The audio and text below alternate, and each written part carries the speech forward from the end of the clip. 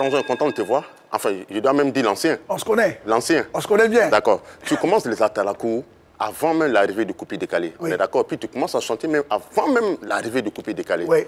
Mais quand, après pas mal d'années, quand tu t'assois là où tu es aujourd'hui, tu penses que tu as apporté quelque chose au coupé décalé ou tu n'as rien apporté? Absolument.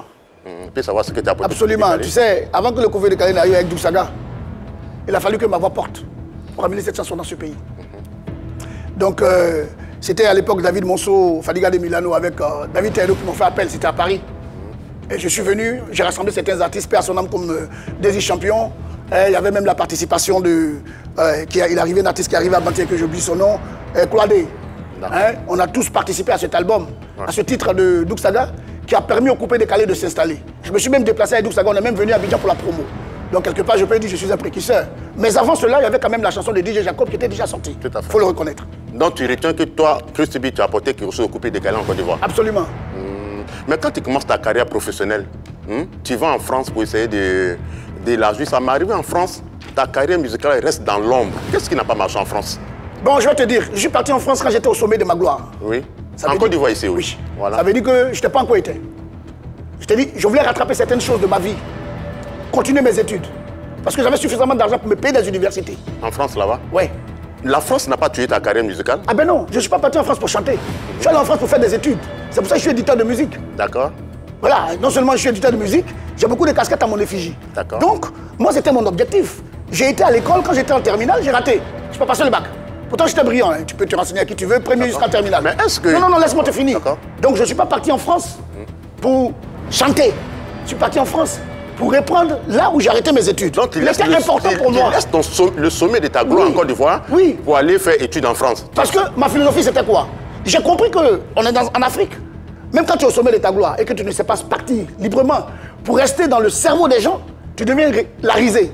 Je n'avais pas dit ce nom de certains artistes. Moi, à l'époque, quand je marchais, qui me faisaient de la peine, qui m'appelaient souvent, qui me demandaient de l'argent. De grands artistes que je vénérais. Et ça m'a servi de leçon.